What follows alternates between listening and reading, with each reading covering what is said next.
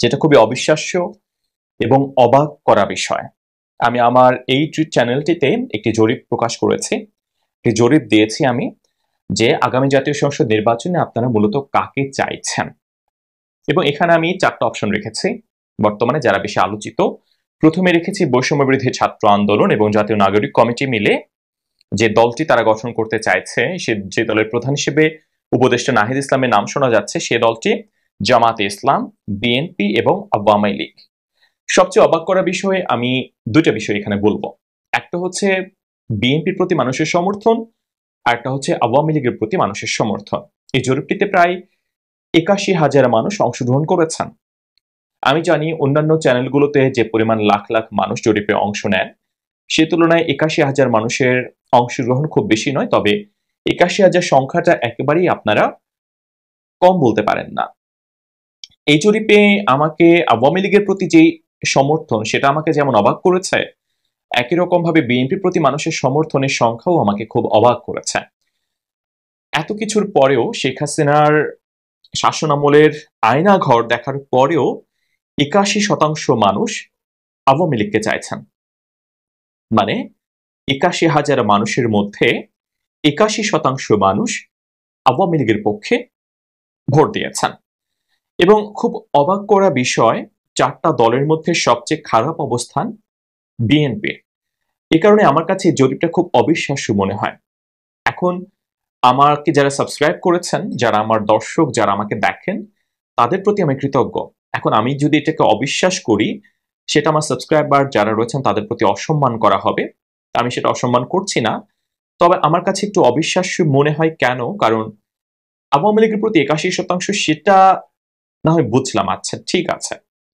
বিএনপির প্রতি মাত্র কেন 5%? এবং বিএনপি এই তালিকায় জরিপে সবচেয়ে কম ভোট পায় কিভাবে, যেটা আমার মাথায় ধরছে না। ছাত্র জনতার নেতৃত্বে নতুন দল, তাদের পক্ষে 6% মানুষ, জামাত ইসলামের পক্ষে 8% মানুষ, বিএনপির পক্ষে মাত্র 5% মানুষ এবং আওয়ামী লীগের পক্ষে 81% মানুষ।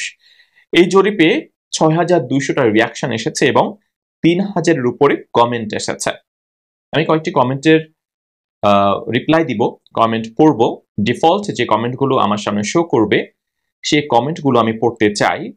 তবে আমাকে আসলেই অবিশ্বাস্য লাগছে আমার কাছে সবকিছু। আমি প্রথমেই যে কমেন্টগুলো আসলে বাই ডিফল্ট থাকবে, সেই কমেন্টগুলো আমি পড়তে চাই।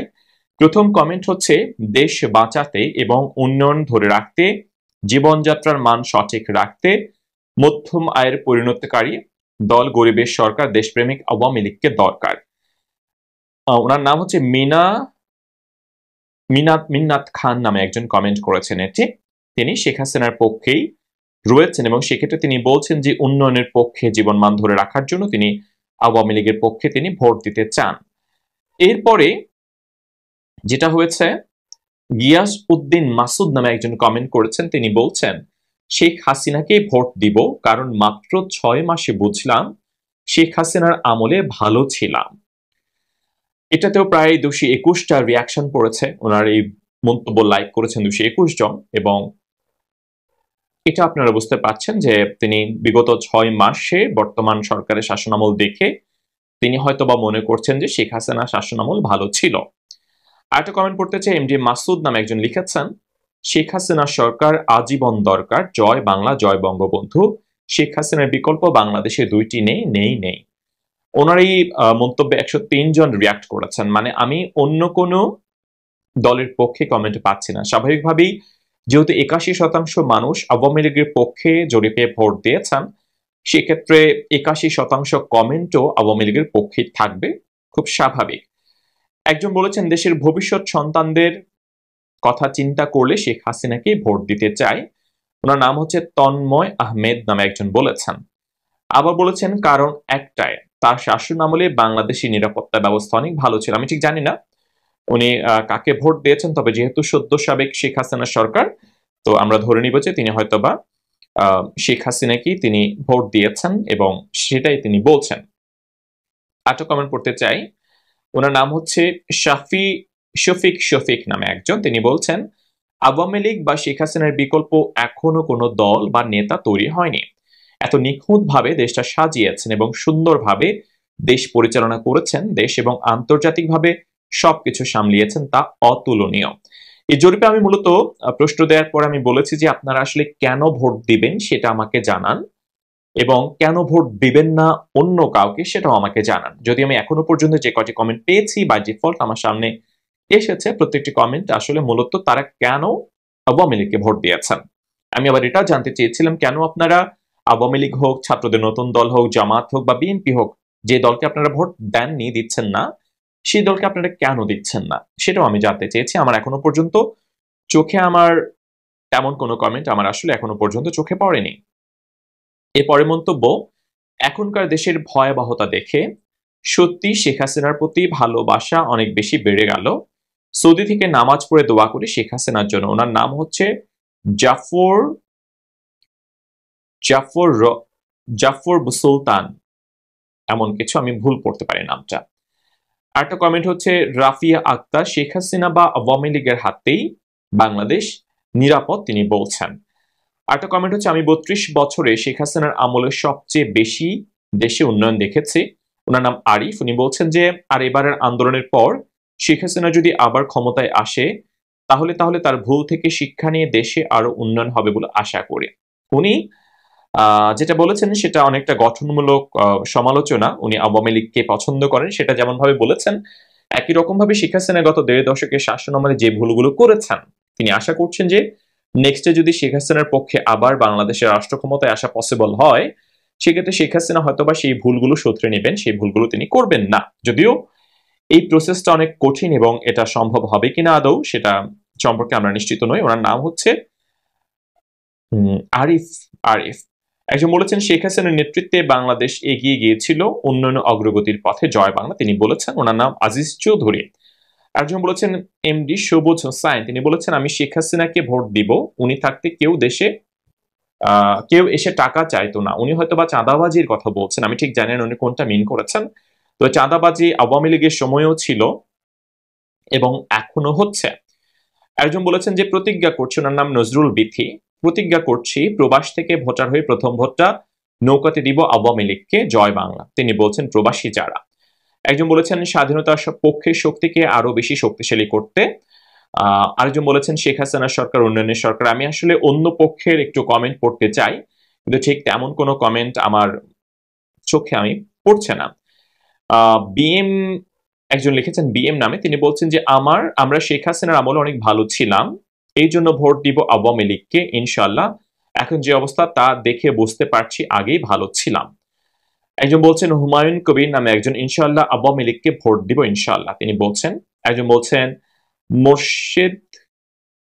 মোর্শেদা খানম নামে একজন বলছেন স্বাধীনতাকামী মানুষ আওয়ামী লীগকে ভোট দেবে, জয় বাংলা, জয় বঙ্গবন্ধু।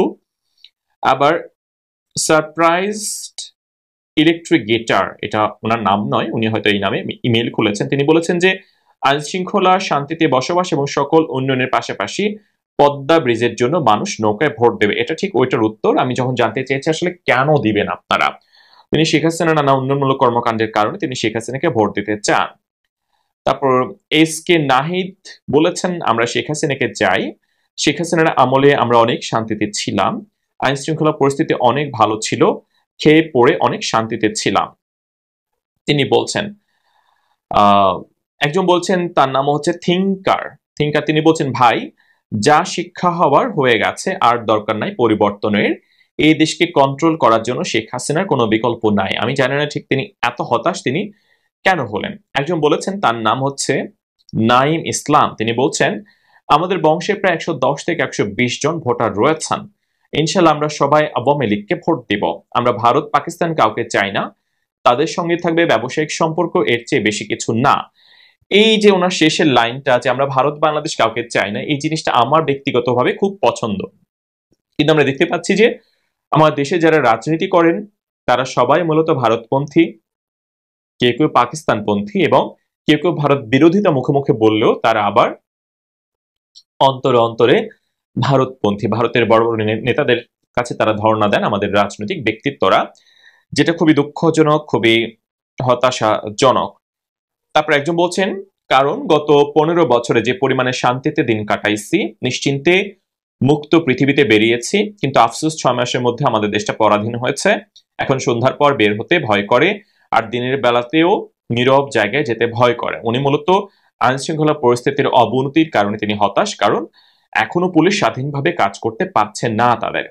এই যে 3000 কমেন্ট, এর মধ্যে যে কয়টি কমেন্ট আমি আসলে বাই ডিফল্ট পেয়েছি, এগুলো হয়তো আপনারা আমার কমেন্ট সেকশন চেক করলে আপনারা সেই কমেন্টগুলো পাবেন। মানে যে কমেন্টগুলোতে বেশি বেশি লাইক পড়েছে সেই কমেন্টগুলো মূলত সামনে শো করেছে, সেগুলোই আমি পড়েছি। এবং সব আওয়ামী লীগের পক্ষে, যেহেতু 81% মানুষ আওয়ামী লীগের পক্ষে ভোট দিয়েছেন। এবং এটাতে আমি আশ্চর্য হইনি কেন, কারণ হচ্ছে বিগত বেশ কয়েকটি জরিপে আমি আমার এই চ্যানেলটিতে আমি আওয়ামী লীগকে এগিয়ে থাকতে দেখি।